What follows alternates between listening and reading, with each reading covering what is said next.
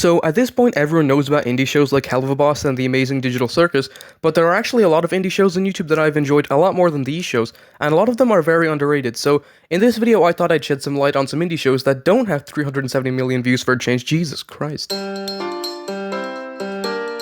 Day Job is an adult animated Australian comedy series created by Paul Giorgio. It follows a group of overqualified young adults working at a dingy bowling alley. It's a mockumentary like other shows like The Office and Parks and Recreation, but with its own style of humor and originality.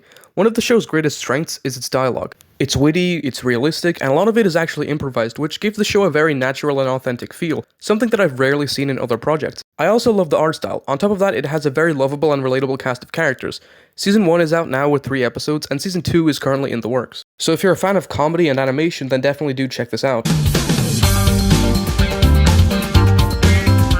Atlas in the Stars is a serialized sci-fi series created by Mirandamations. It follows a determined explorer called Atlas who sets out to steal a starship to explore the galaxy and leave her old life behind. She then gets stranded on another planet with an alien called Atmosphere and reluctantly teams up with him to find their way back home. There's only 1 episode out right now, but episode 2 is in the works. She not only created the show, but also wrote, animated, and composed the music for this full 30-minute long pilot, which is absolutely insane. I wouldn't even know where to begin with a project of this caliber. The voice acting is great, it's got some super interesting lore and mystery to it. The music is really good and does its job at enhancing the scenes. And it also sets up very interesting backstories. Overall, this series has a lot of potential, and I can't wait to see where it goes from here. Godspeed is another sci-fi series created by Final Space creator Olin Rogers. It follows a hopeful young woman called Iris and her robot sidekick Bowie, journeying through an empty landscape during a sandstorm in the hope of reuniting with her uncle Ryan, who she hasn't seen in 2 years. Olin is one of my biggest inspirations. I've been following him for years, and I absolutely love how this pilot turned out. As much as I did like Final Space, one problem that I did have with it was that the style looked too similar to other adult animated shows, whereas this style looks a lot more original and fits well with the mature tone of the show. The pilot also has some great lighting and some very big names in it like Troy Baker and Tom Kenny, but it also has lesser known actors like Bryce Charles and Cody Galloway. This pilot feels like a prequel to Final Space, judging by the little references and certain character designs, but it also has its own identity as well. It touches on themes of family, loss, hope, and not being forgotten, which I think is very fitting, since Final Space actually became a tax write-off in 2023, so it makes a lot of sense for Olin to tell this kind of story.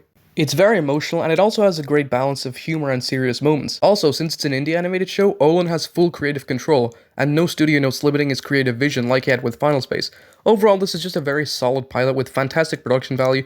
Definitely do check it out if you're a fan of Final Space or just animation in general.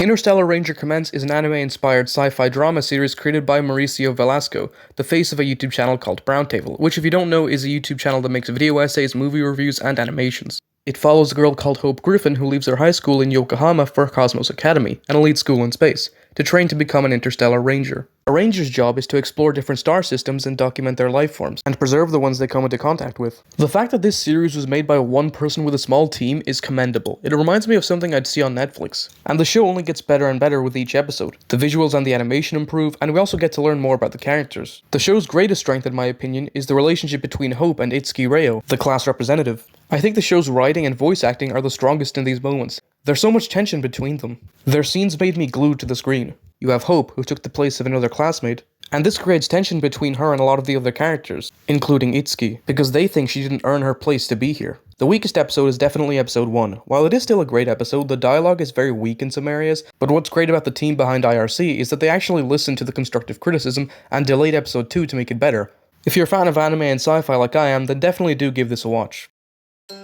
Anyways, that's it for the video. I hope you guys enjoyed the show recommendations that I've given you, and also be sure to check out Cosmic Chaos as well. It's an original sci-fi comedy audio drama series that I created. I'm super proud of how the episodes came out. First 2 episodes are out now. Please do give it a watch if you're interested, and yeah, that's about it. See ya.